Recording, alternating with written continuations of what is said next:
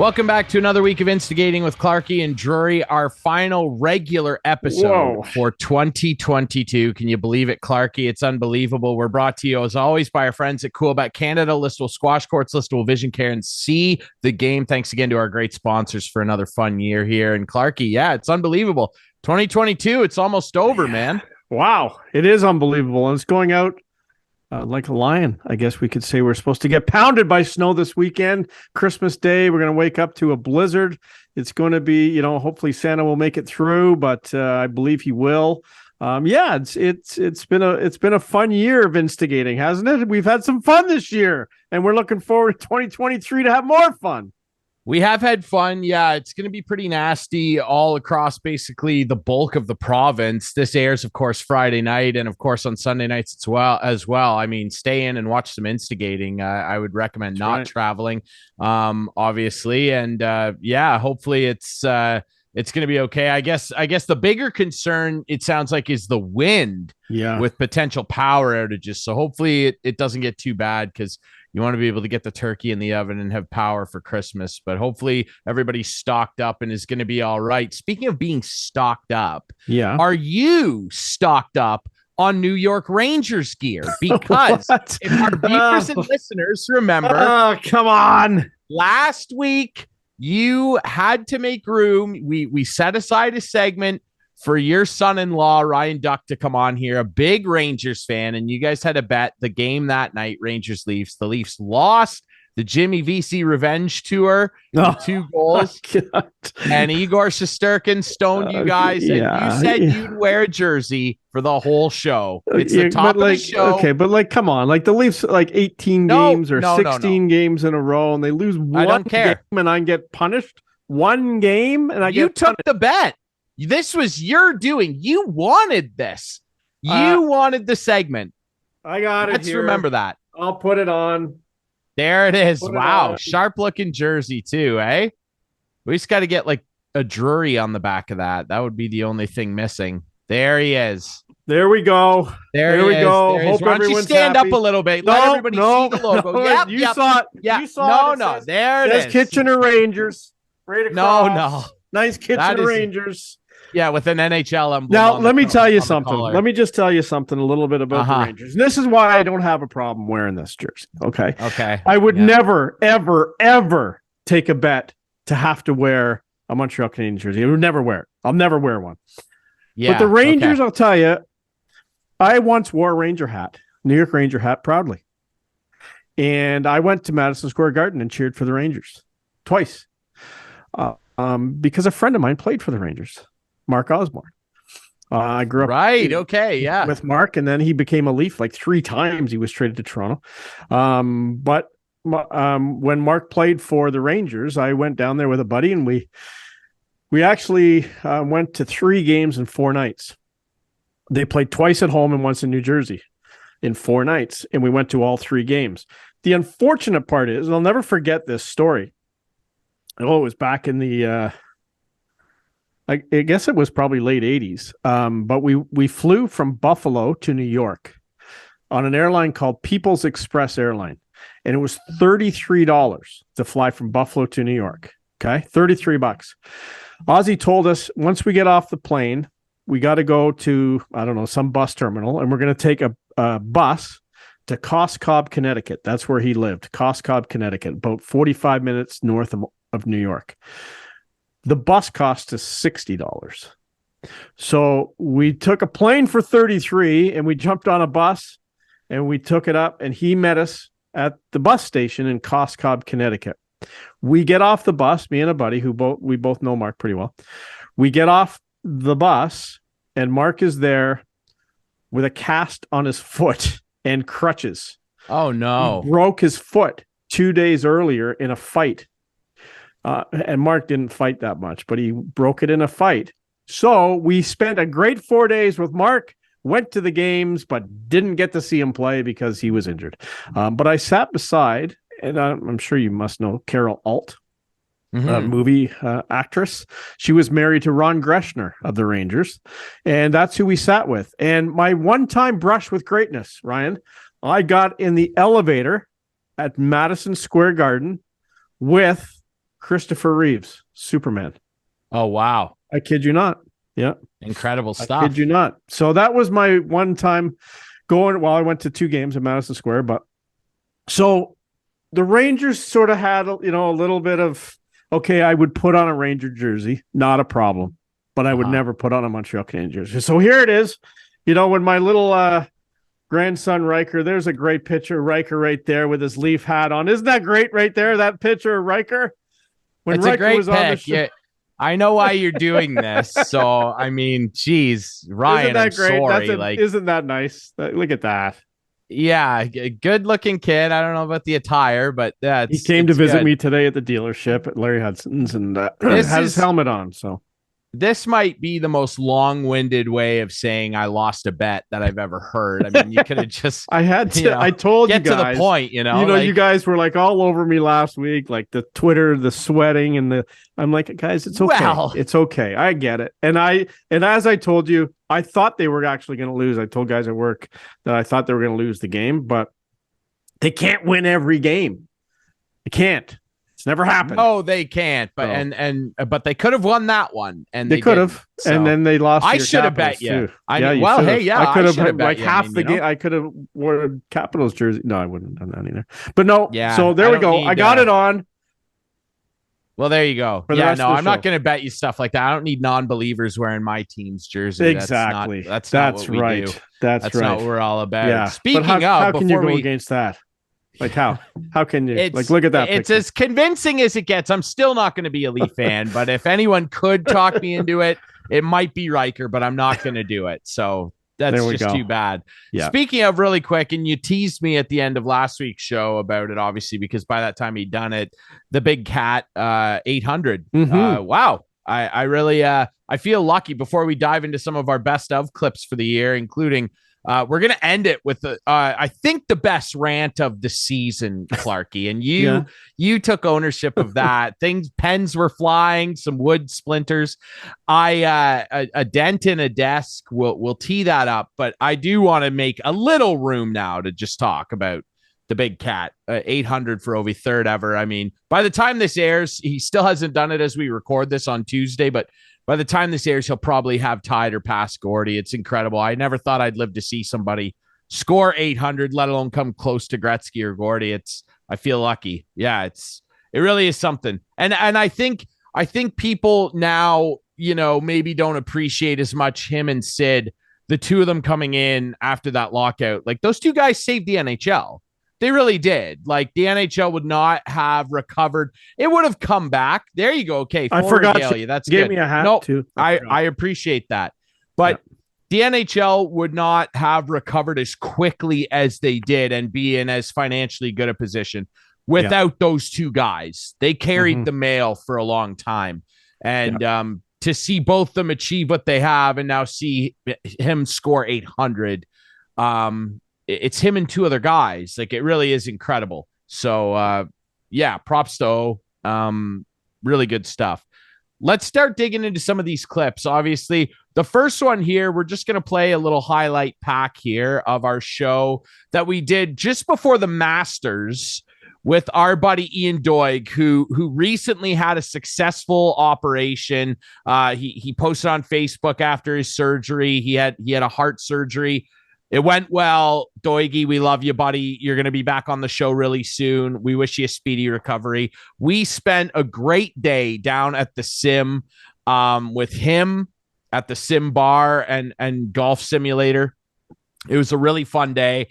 He was giving you some golfing tips, and you guys played a little closest to the pin competition here. I know producer Adam's got it teed up, and you actually, if memory serves, Clarkey, you won the closest to the pin. I don't know.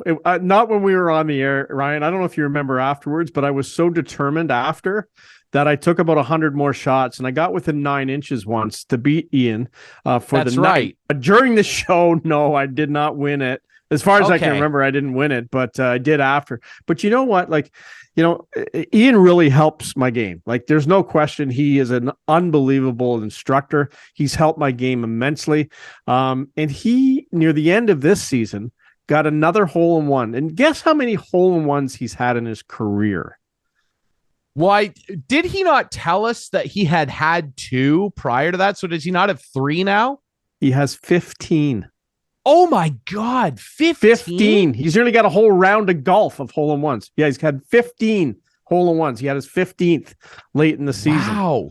Yeah. That's incredible stuff. It is incredible. Yeah, 15 hole-in-ones. I've never had one. I've come close twice within like 2-3 inches. One was at Nobleton Lakes. Gosh, I can't was remember. it, like a par 3? Wooden sticks. Well, yeah. Okay. Yeah. And then wooden sticks. I came close on what they call the replica of the postage stamp, which is a very, very tiny green in Ireland or Scotland or England. One of those courses over there where they play the Open. The postage. Doig would know.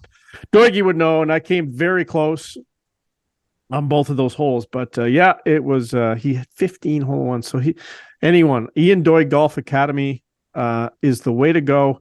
And yes, very successful surgery. He was home. He had heart surgery in the morning, and he was home and posting on Facebook in the afternoon.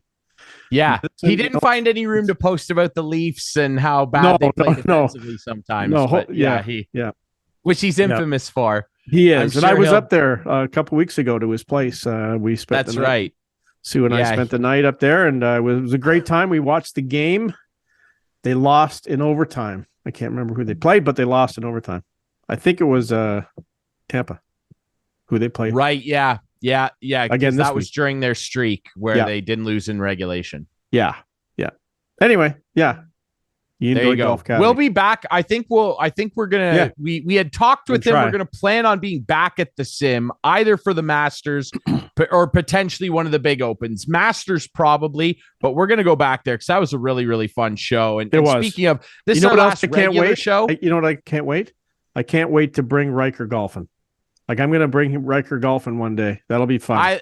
We all love Riker here. Enough of the picture. It's all right. We've got it. All right. It might come out a couple more times. This is our last regular show. The show at the Sim, where you can see the whole thing, where Doigy actually gives a lot of really helpful golf tips, including to me, who I can't golf, but he is a great instructor. Like he makes everything make sense. Yeah. Taught me how to hold a club properly. I've never been taught how to do that in my life. We are going to replay that show. We're going to show it again. One of the 2 weeks here during our holiday break. After this show, we're going to take a 2-week break and then come back feeling fresh for the new year. We're going to replay that one. We're going to replay our day as well at the Listowel squash courts. And we're going to see some of that show included in our little clip rundown here too. But let's move on to another one. And that's actually what we have teed up next. Your squash game with Alan when we spent a night over at the Listowel squash courts. And again, Listowel squash courts, go to their website. It's super easy to sign up. There's a bunch of different packages you can get. Alan, if you've never played before, Alan, our buddy Alan MacArthur over there, he actually has a lesson plan set up where if you're a new player, you can buy a package and he will instruct you and play with you and teach you how to play the game. It's like super simple to get into. And we had a great night there, including some of this. I know producer Adam's got this one teed up too. You actually decided to take on Alan, and this is how it looked.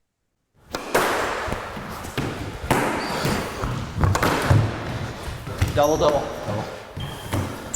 Thanks for calling that. So it's a gentleman's game. That hit the ball floor twice, so it's my point. Some people don't call it, but you're supposed to. Sporting, Clarkey. What's the score? 3-2? 3-2.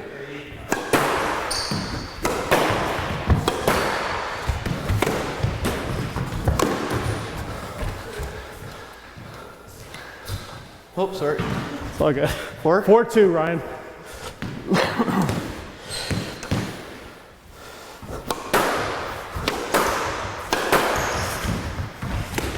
Was that on your way? Good game. Could have been a call to let there. Went right through my legs, but I didn't want to move. Anyway, there's a little example. That's why he's at 28th, but he's going to move up.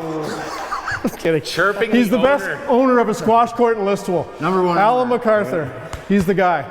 Ryan, back to you. Thanks, Clarkey. All right, now that we've got an example of a game of squash, we're going to let Alan cool down after that embarrassing loss to Clarkey.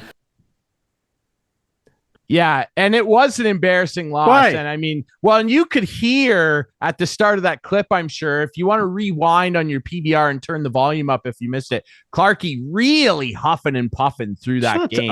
And he managed to. I was down 2-0 in 1-5-2. It took me a little time to get going, but I was fine after that. Yeah, I'm in fifth right now, Ryan, just so you know. I'm in, or sixth, I think.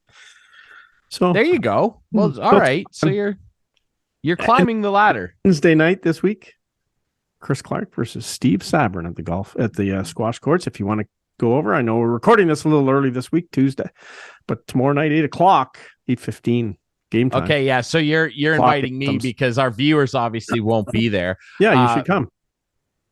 I might, because you know what?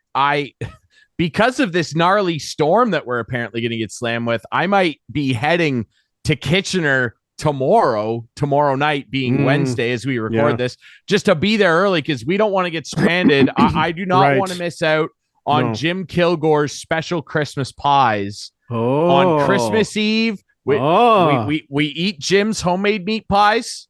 Yeah, I'm not missing that. So we might head up there early, and I'll finish my work week out there because I don't want to get stuck here. I'm actually supposed to call a junior C game in Walkerton on Friday.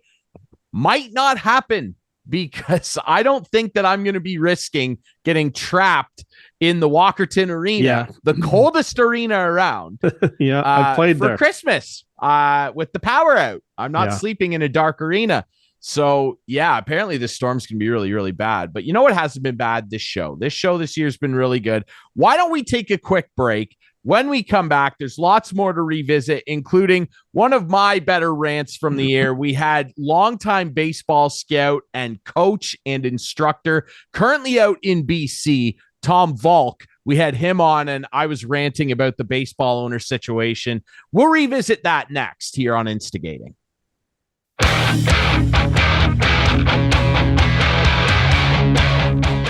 Welcome back to the final regular season show for 2022 of Instigating with Clarkey and Drury, brought to you by our friends at Coolbet Canada, Listowel Squash Courts, Listowel Vision Care, and See the Game. Ryan Drury back here with Clarkey, revisiting some of our favorite moments from 2022. We already kind of look back at the closest to the pin competition when we were with Ian Doig, at the Sim. And, obviously we send our well wishes to Doig. He just had a major surgery. We're going to be back there with him in the new year for sure. Revisited Clarkey's squash game with our friends at Listowel Squash Courts and the owner, Alan MacArthur, where Clarkey miraculously beat him. And then he chirped him at the end. That was gutless. Like the chirp at the end. He's 28. It was, I'm all here for a good chirp. Let's revisit one of the better guests. That I had a really great time chatting with this guy, Tom Valcke, who's been a long-time MLB scout, baseball instructor, coach, currently out in BC. At the time we were talking to him, I know his daughter's playing. He ran the Canadian Baseball Hall of Fame, I think, too, didn't he? He did. Well, in the very least, he was on the board of directors. Okay. But he had a huge hand in running that. He was awesome.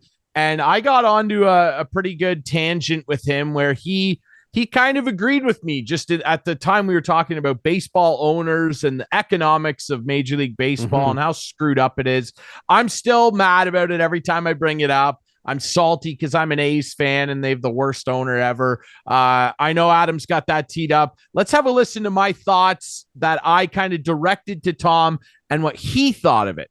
What I struggle with, though, is I think that those two guys, Mark Shapiro and Ross Atkins, are too married to that mentality that they were basically almost forced to have running Cleveland, because Cleveland is a notoriously cheap team and they constantly had to watch big free agents and big players leave that organization. And so they always had to go, okay, where's the next kid coming from? Where's the next guy that we can find? Whereas with the Jays, they're the third richest ownership group in Major League Baseball. They should not be worrying about stuff like that. And that was my problem with their trade deadline, Tom. And Clarkey, you know this too. Don't hold on to all these prospects just to say, look at our farm system. This team's supposed to win now. I don't care that Ricky Tiedemann might pitch for the Jays in 5 years. I couldn't care less. I want to still be playing games. And we talked about Castillo. All these guys. We talked about Seattle getting Castillo. The reason that the Jays didn't get Castillo is because they didn't want to give up Gabriel Moreno. Great. How did he do? I think Gabriel Moreno is an incredible prospect. Sure. You have Danny Jansen and Alejandro Kirk. I don't care that you've got this incredible catcher. I agree. You've got to. We're supposed to be winning now. And I think that they're so reticent to give up any high-level prospects that they go, oh, well, but if we give him up, we'll have our cupboards bare. Who cares? Alex Anthopoulos went all in. Win.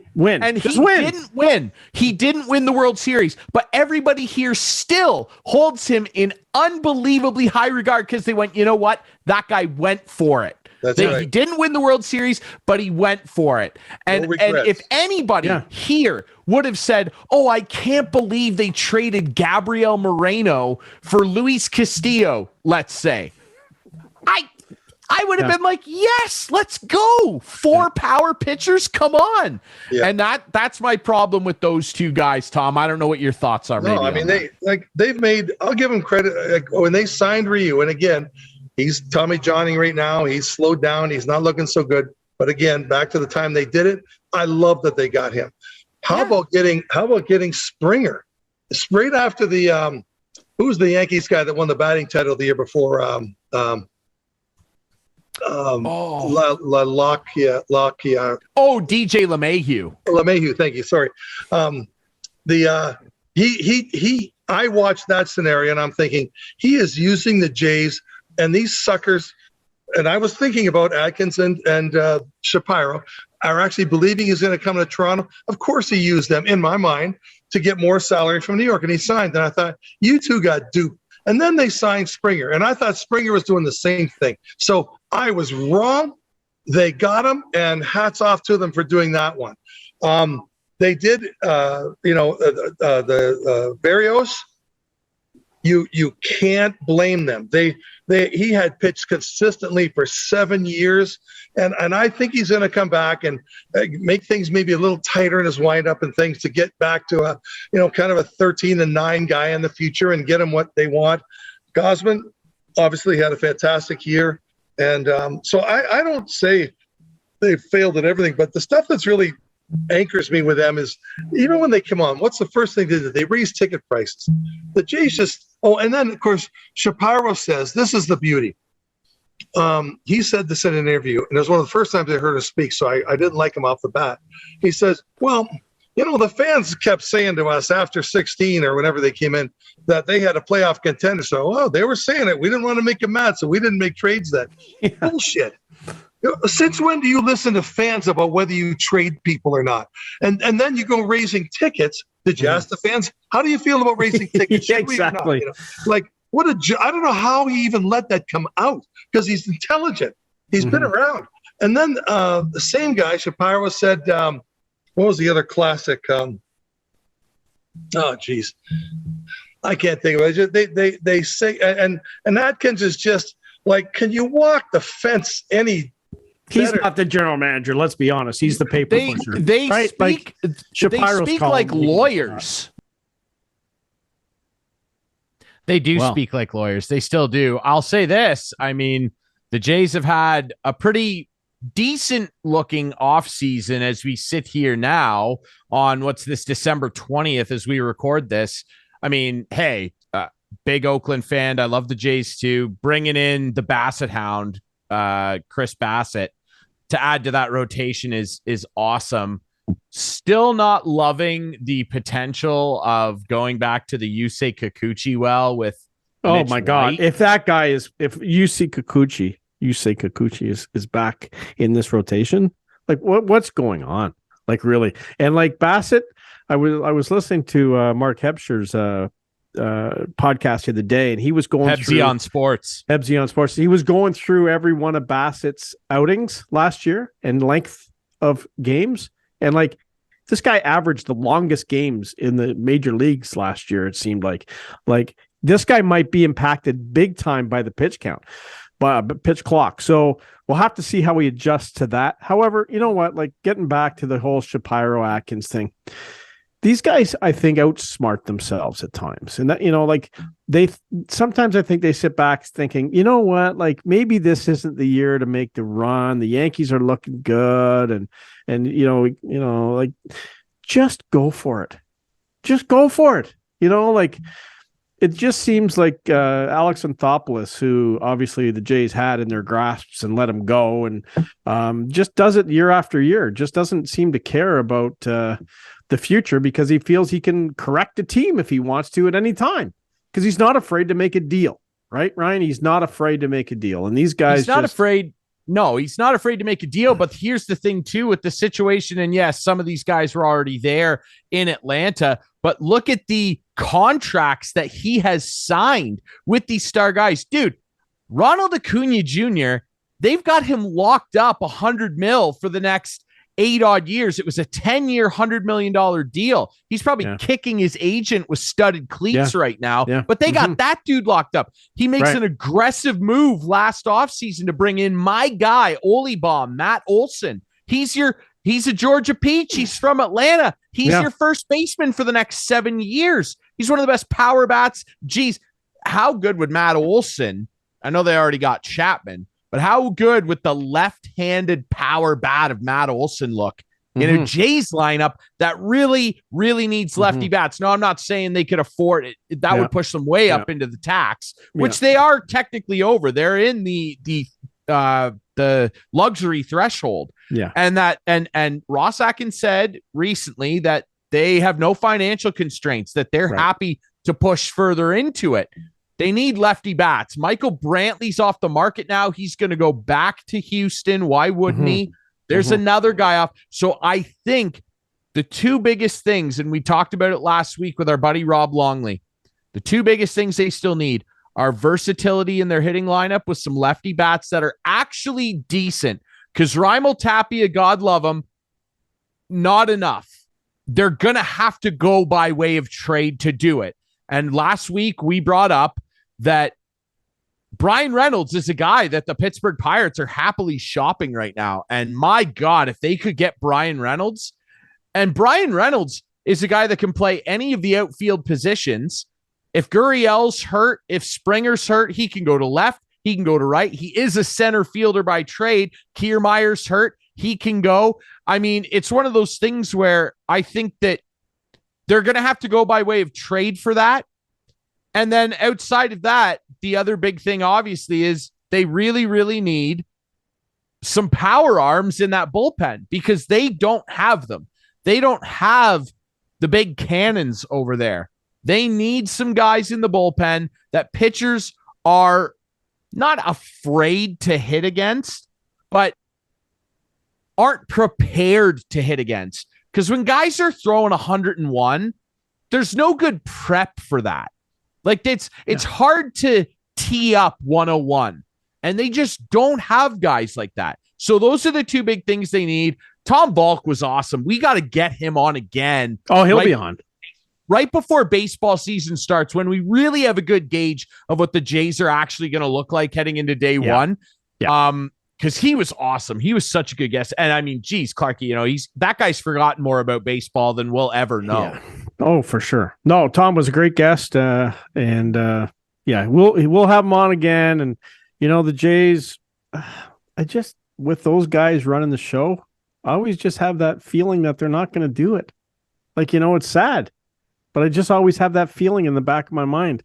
These guys haven't proven anything to me that they can actually step over that threshold from very good to championship, and they need to do it. They need to do it. Poker chips are in. Yeah. They need to do it now.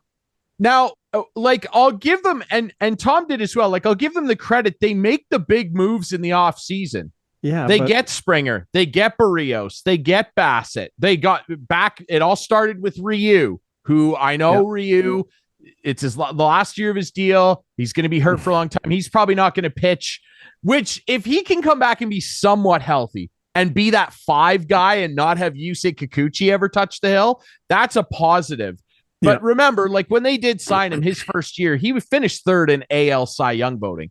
Like he ate a lot of big boy innings for the Jays on a team that was still finding its footing.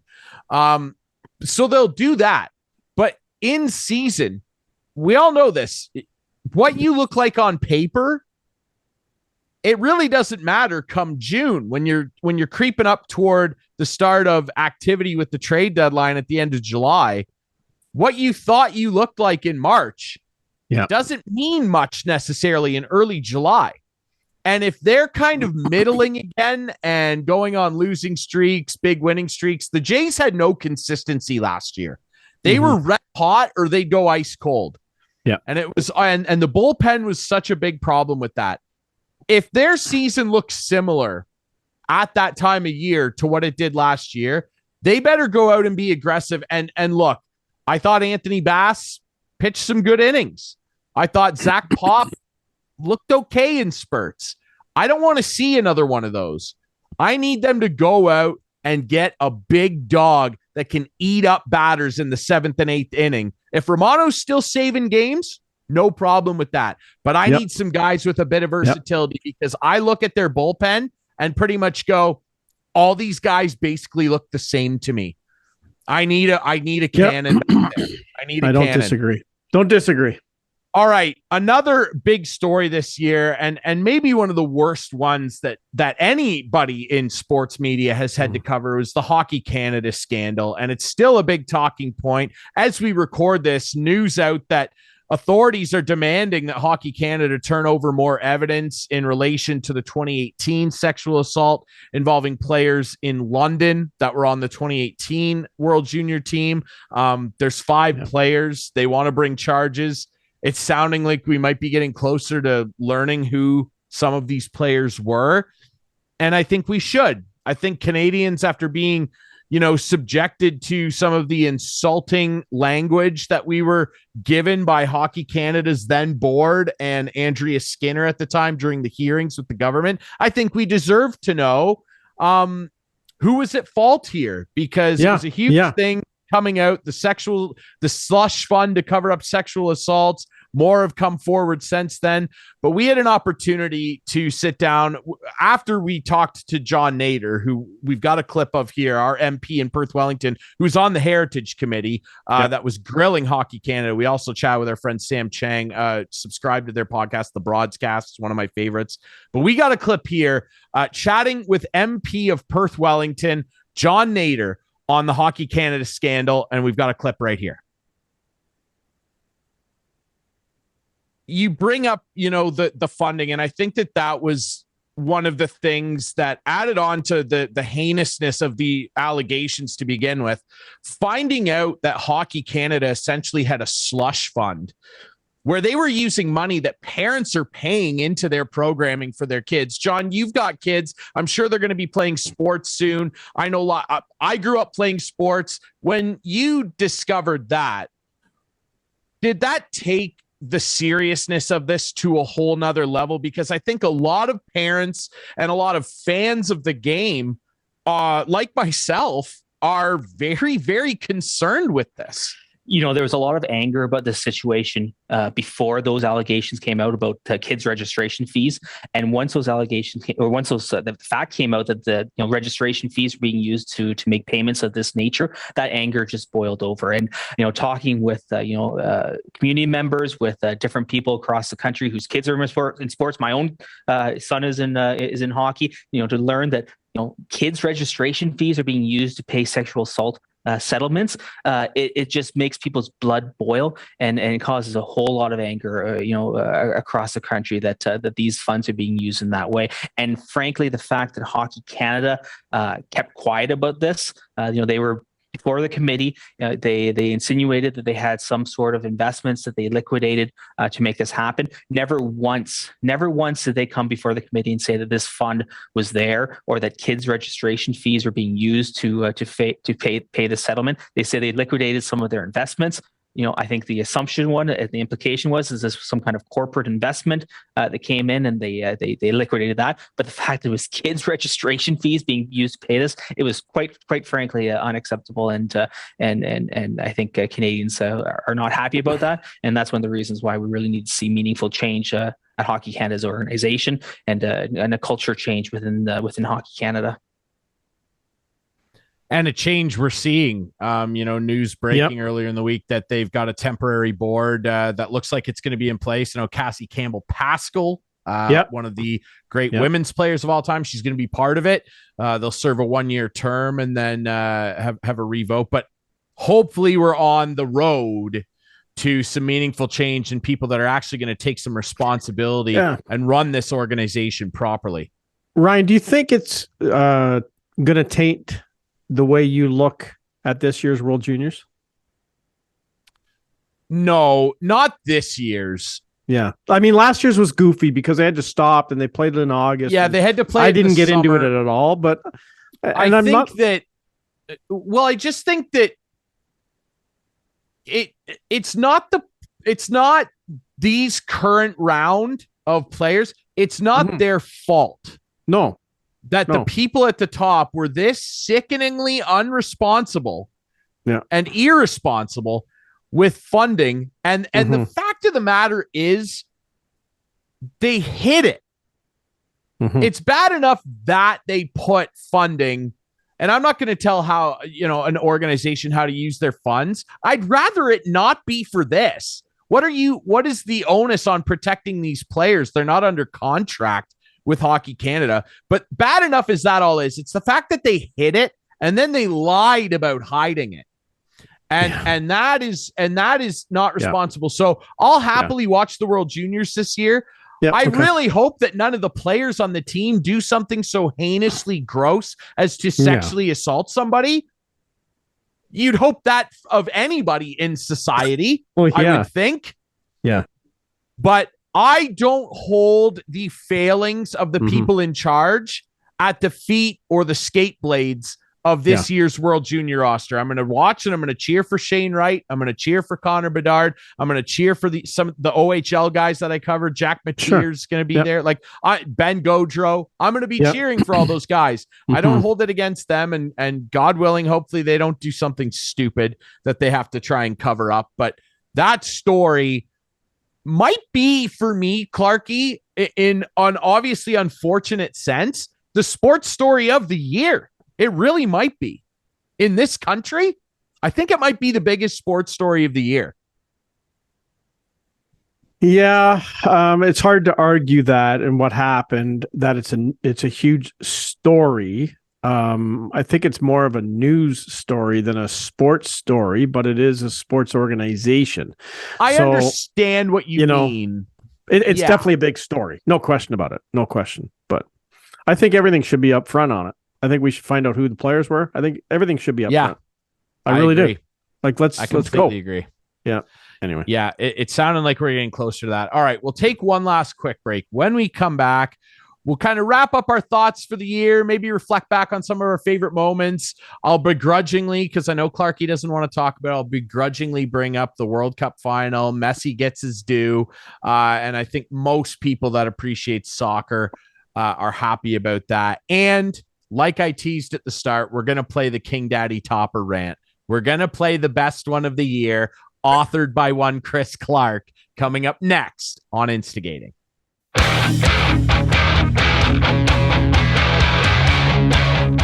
Back to wrap things up on our final regular show for 2022 here on Instigating with Clarkey and Drury. Ryan Drury, Chris Clark, back to wrap up what's been a pretty fun year here. Remember, over the next 2 weeks after this show, we're going to re-air some of our best ofs. We picked out 2 of our favorite shows. We're going to re-air Clarkey and I visiting our buddy Ian Doig of the Ian Doig Golf Academy at the Sim Bar and Golf Simulator, leading into the Masters earlier this year. We're also going to revisit our night over at the Listowel Squash Courts, one of our great sponsors, with our buddy Al MacArthur. Clarkey beat him in a demonstration of the game. game. Remember, go on their website. It's easy to sign up. You can go on their Facebook page to do it as well. If you want to start playing squash, our buddy Alan will get you some lessons, get you all suited up and ready to play. We also appreciate our ongoing support from our friends at Coolbet. Make sure you use coolbet.ca for all your sports betting needs. The Bet Builder, I talk about it all the time. It's my favorite tool. I won some more scratch on NFL games this weekend. I love the Bet Builder on Coolbet and our friends over at Listowel Vision Care and See the Game. I've seen some really wonky things happen in football, but the thing the Patriots did this past week, I don't need to hear about this. That was one of the worst things I've ever seen. Anyway, it's one of the worst plays of all time. It really is. And it is. If you'll indulge me one last rant. Yes. I know that people don't want to hear this because as a Patriots fan, I feel like I have no leg to stand on. I shouldn't be ranting about anything. I had a 20-year run of really fun times. You did. Like, 6 Super Bowls, could have been 7 or 8, if not for what wasn't actually a catch, but it doesn't matter. I'm frustrated. Look, I went into the last 2 seasons, after Brady left, knowing like 3 seasons, pardon me. Forgot about the Cam Newton year. I wanted to blank that one out. But I'm frustrated because, look, last year with a rookie quarterback, and legitimately go look the stats up. I'm not trying to big him up or make him sound like he's insane. Mac Jones had one of the best rookie seasons for a quarterback of all time. He really did. And they got that team into the playoffs. The Patriots were a wild card team last year, and I went, wow, a wild card team. Yeah. How about that?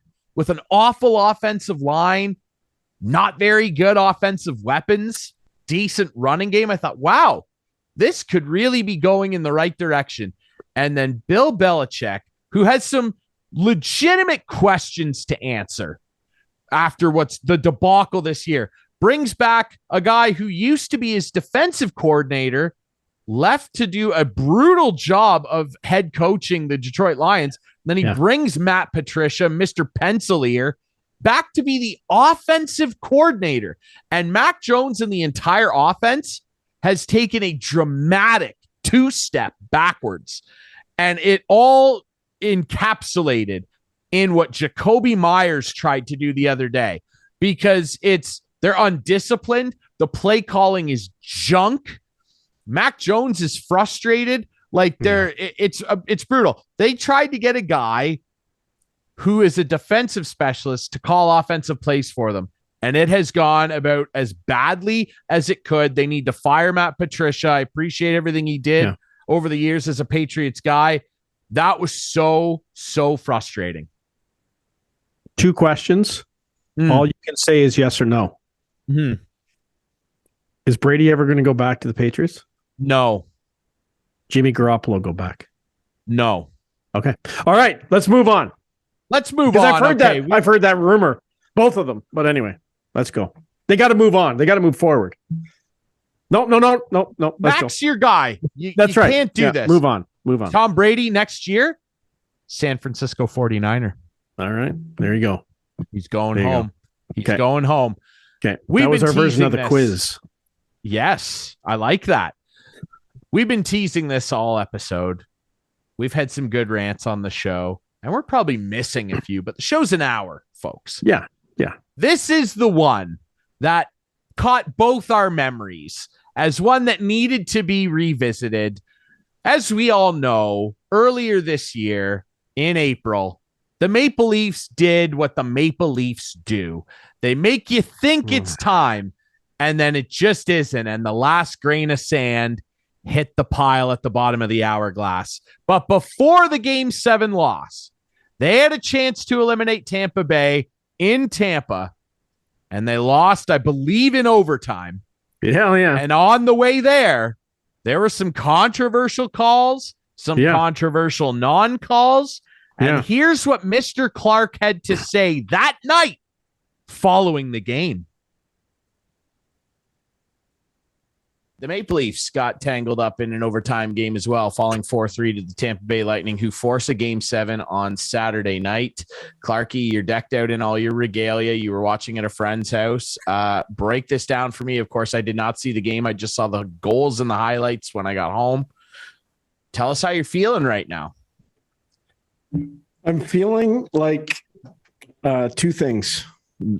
They're jinxed. They're never going to win. And the league's against them. There's no question in my mind. It's unbelievable. The call that was made tonight reminded me back to Doug Gilmour time and how the referees in a 1-goal game in game 6 of a series can call a phantom high stick is beyond me. That guy should not referee another game this playoff, like until the final, like at all. He should not do it. If you don't see a stick hitting a guy in the face, you can't call it. You can't call it. Like, you have to see the stick hit the guy's face. Like, you just can't make it up. You can't say, oh, I think that hit his face. And foot. Oh, foot. Foot should be suspended. They got to start handing out suspensions for soccer-like plays. Oh, what do you mean the face? Oh, Like, you're referring to Cal Foot. Yeah, foot. I said foot. Yeah, Cal Foot. Yeah, like, of the Tampa Bay Lightning. That shit has got to stop in this National Hockey League. Like, they're getting away with it. So why would they why wouldn't they just keep doing it? And that's what happens in soccer. Like, there's got to be someone upstairs who can see this and call it, because you can't have it happen. Clarkey's upset. Yeah,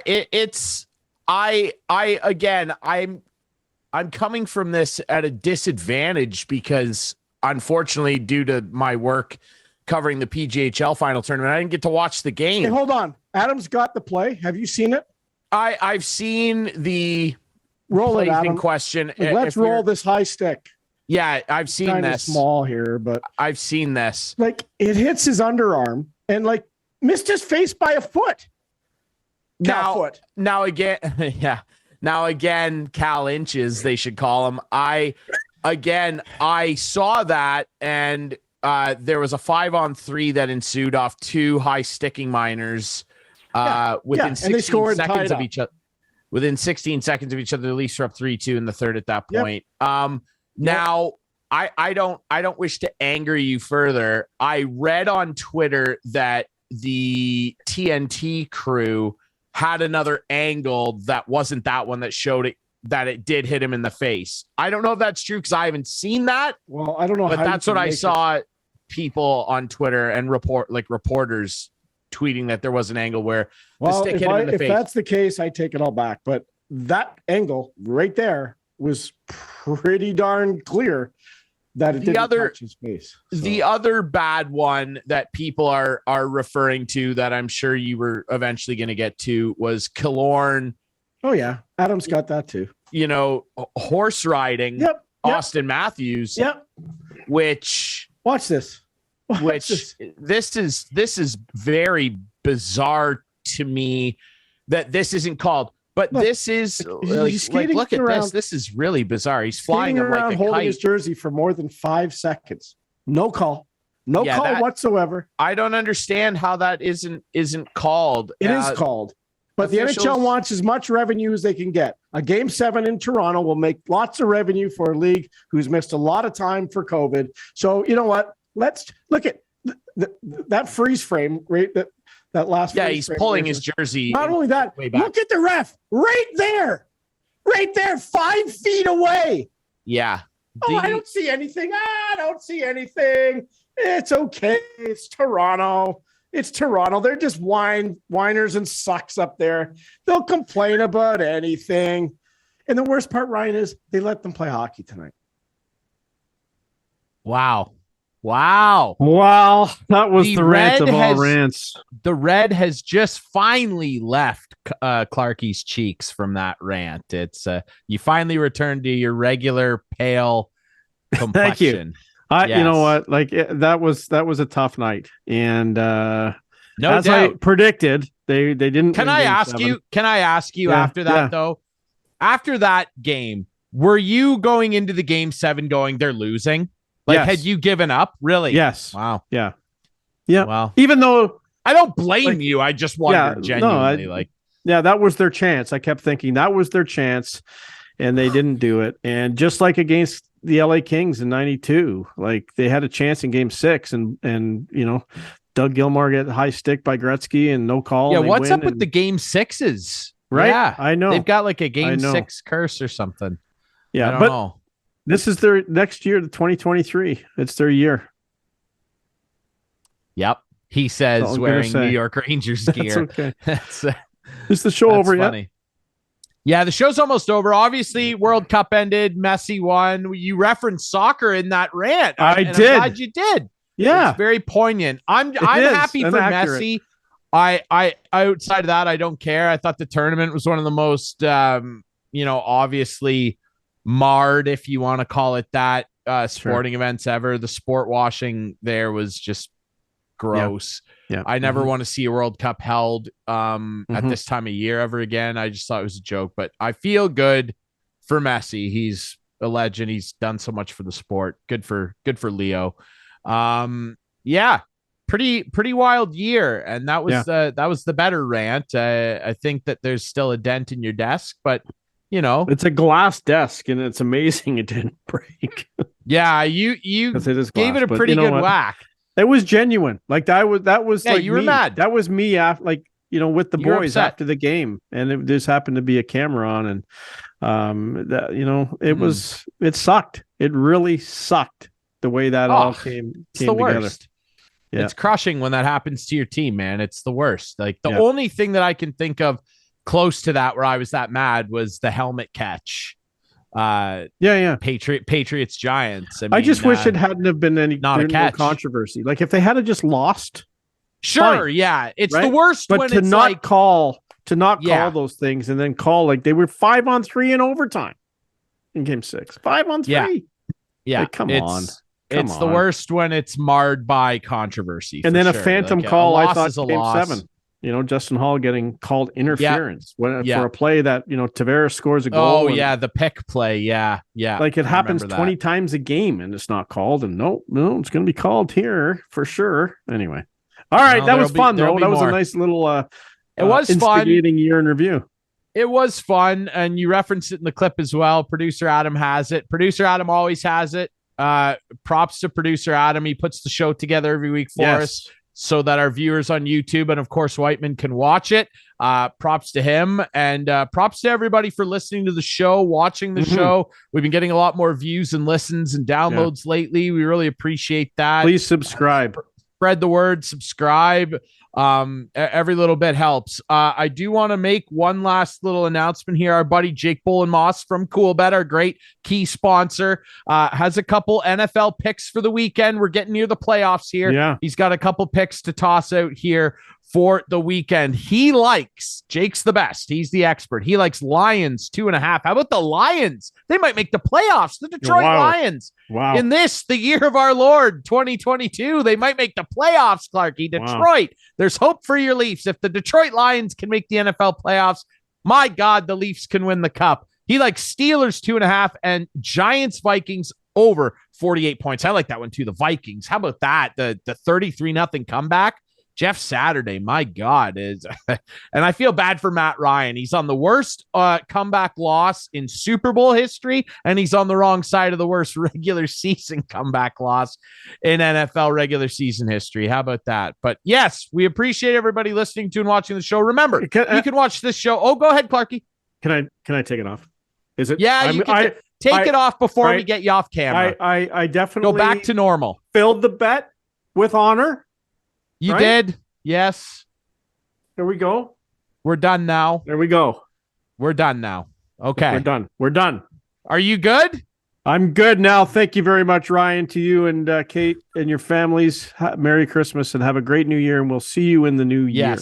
Yes, you too, sir. And same to producer Adam. All right. Remember, everybody, you can watch this show Friday nights at 8, Sunday nights at 9 with our friends on Whiteman TV. That is channel 6. For Whiteman subscribers, we debut on our YouTube channel every Friday night at 9. Follow us on social media at Instigating Pod. Thanks again to our great sponsors, Coolbet Canada, the Listowel Squash Courts, Listowel Vision Care, and seat the game. I'm Ryan Drury for Clarkey, producer Adam, and all of our great viewers and fans out there. Merry Christmas, happy holidays. We'll see you in 2023.